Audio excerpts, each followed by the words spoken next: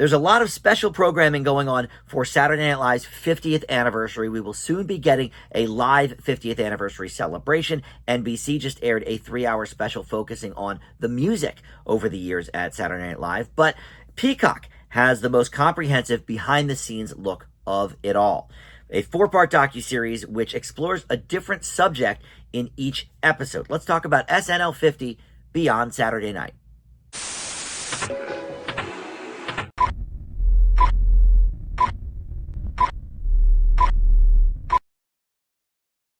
Hey guys, Dan here. This is Dan Reviews It. Welcome to my TV review for a new docuseries on Peacock called SNL50 Beyond Saturday Night. This takes a look at things like the writer's room, the audition process, and in one episode, even an entire sketch is looked at and sort of broken down piece by piece. And it all culminates in episode 4, which is all about the most bizarre year of SNL, the year that Lorne came back after being away for a few years. The show was almost canceled because the season was received so poorly.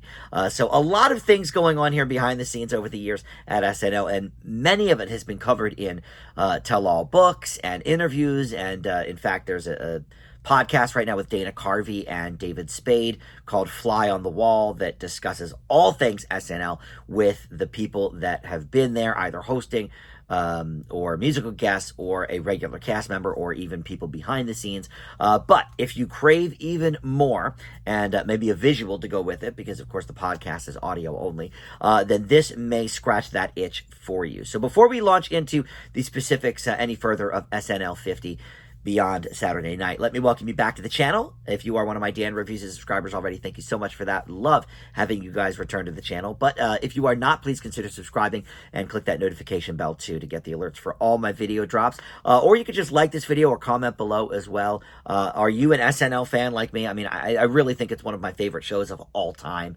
I haven't missed an episode in probably at this point over 25 years. So if you're like me, I'd love to hear from you in the comments. What are some of your favorite eras of SNL, some of your favorite sketches? So this explores, like I said, 4 different things, one in each episode. And each episode is directed by somebody different and has different interviews. So episode 1 is called 5 Minutes, and that is all about the audition process where people get just 5 minutes to impress Lorne and the current head writers and producers. Episode 2, written by A Week Inside the SNL Writers Room. That one's pretty self-explanatory. They take a look specifically at an episode featuring Ayo Edebiri and this sketch that never ended up getting on the air, but it took us through that entire process from the original pitch ideas to writer's night to whatever else.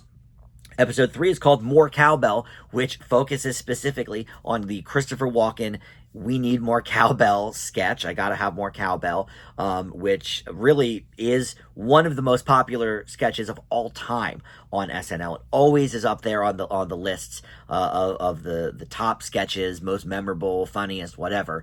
Longest lasting, certainly, because it sort of had a whole culture upon upon release. And then episode 4, The Weird Year, which focuses on the 85-86 season, which included some real heavy hitters and up-and-comers alike, including Robert Downey Jr., but it just never really sparked much interest with anybody, and that was the year Lorne returned to produce the show. He had been gone for a few years. So, look, these are all sort of different in their approach. I mean, it's all behind the scenes looks, but I think what's sort of interesting is that the strongest 2 for me were the latter 2. The first 2 I didn't really get that much out of. Yeah, it's kind of fun to see some of the interview footage and the audition footage from the cast members over the years, but it doesn't go back particularly far. I mean, it focuses on current cast members and pretty recent cast members as well. I mean, we go back as far as David Spade, and I think maybe Dana Carvey, which would make sense because they're doing that podcast together. I think maybe Dana Carvey was interviewed for that too, but David Spade definitely. And then, some of the later 90s ones, and then into the present day. But I would have maybe liked to have seen some of the original. Of course, they probably didn't record the original cast auditions, like Chevy Chase and Dan Aykroyd and stuff, so that can be forgiven. But certainly, there was a lot of time there in the 80s and early 90s that they could have talked to people about, especially sort of in that early to mid 80s range when SNL was trying to figure out what the next chapter was going to be after that initial group left.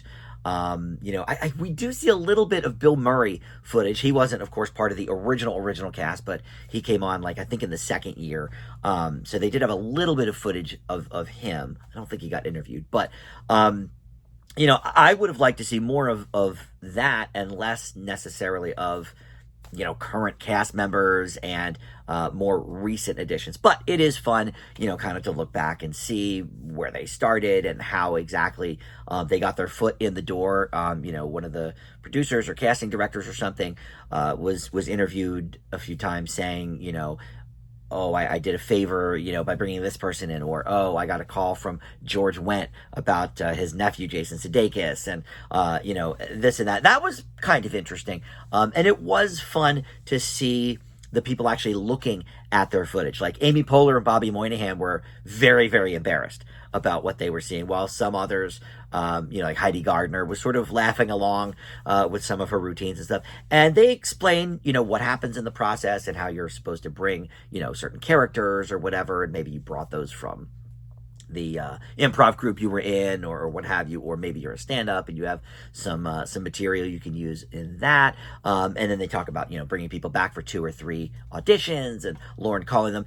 It was interesting enough, but other than actually seeing that footage, and especially seeing the subject looking at the old footage and sort of reacting to it, this didn't really add a lot of information for somebody like me who has delved in a little bit further already with SNL. I've read a couple of the books. I listened to that podcast I mentioned, Fly on the Wall.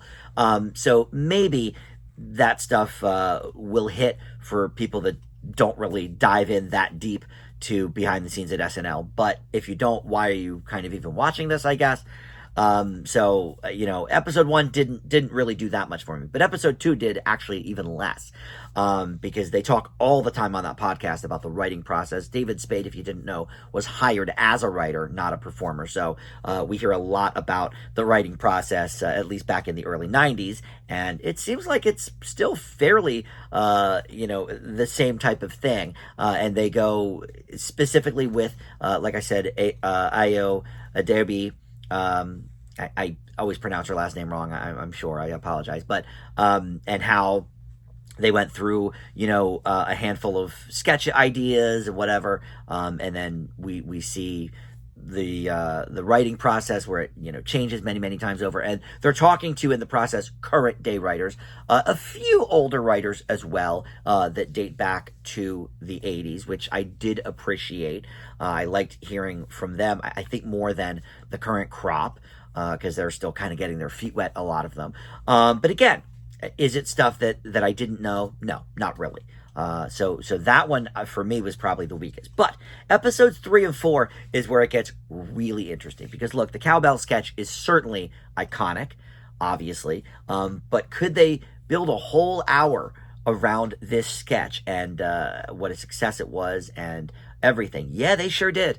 And I don't have who directed each one, but like I said, each one was directed by somebody different. So this one interviews mostly people that were in the sketch. They talk to Will Ferrell and Jimmy Fallon, and I don't think they talked to Christopher Walken, come to think of it, but everybody else sort of surrounding it, and Chris Parnell and people that were on the show at the time. But they also talked to musicians about how sort of important that was, and they talked to people from Blue Oyster Cult, which is, who the sketch is sort of lampooning. And they talk about the difference between the cowbell and the woodblock, and the difference in cowbell sales after the sketch, and the long-lasting legacy of the sketch.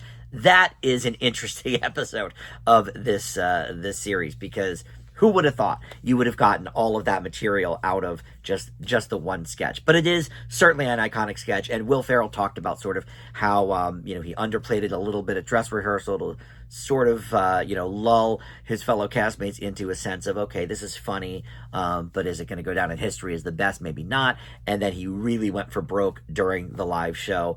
So that was certainly interesting as well. And then episode 4 was very interesting as well, The Weird Year. And if you're like me and you know kind of the history of SNL, Lorne Michaels left shortly after that initial cast left, and for a couple of years, some other people were running it and kind of running it into the ground. So when Lorne came back, he decided to kind of clean house and, hey, let's get some of these up-and-coming performers like Robert Downey Jr., Damon Wayans, Terry Sweeney, who was the first openly gay cast member on SNL, Anthony Michael Hall, who, of course, was in a couple of movies up to that point, sort of that John Hughes collective. But didn't really pan out. Most people did not return at the end of the season except for John Lovitz and, maybe a couple others. But most of the cast, no.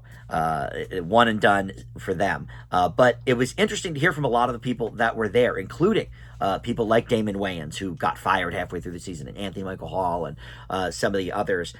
It was very, very interesting to hear that whole story, because I think that's not something a lot of people know. Especially at this point in time, SNL is such a stalwart of the NBC schedule and such a feather in their cap that, hey, we've had this variety show on for 50 years and it is still going strong. In fact, I think it is the most watched program on regular television from ages 18 to either 34 or 18 to 49, whatever the different demos are. It is still the most watched show, and the YouTube clips always get good ratings. But people forget, or maybe never knew, that it was very, very much in danger of being canceled, and only because the great Brandon Tartikoff liked Lorne Michaels and believed in him, they decided, okay, let's give it another year after this, horrible year before, and that year then was awful, so then they fired most of the people, and then they got the cast, including Dennis Miller and Dana Carvey, and that became sort of the touchstone in the show's history. So episodes 3 and 4 for me, by far the most entertaining. Episodes 1 and 2, I could sort of take or leave. As somebody that has explored the history of SNL a lot, I didn't learn a lot of new things, but very, very interesting, those last couple episodes. So look, overall, I believe SNL50 Beyond Saturday Night with a B. Your mileage, I think, might vary. If you know very little of behind the scenes at SNL, maybe this will all be really interesting stuff for you. For me, it certainly, they led sort of with the weaker episodes. But I'm very, very excited to check out the music special that just aired the other night. I've heard that's real good. And then, of course, in February, we will be getting the Saturday Night Live 50 anniversary celebration, and that will be live, and I'm sure they'll be pulling out all the stops for that. But in the meantime, you can check out new episodes, of course, of SNL Saturdays at 11:35. All right, thank you so much for watching. Dan Reviews It, and I'll see you next time. Bye.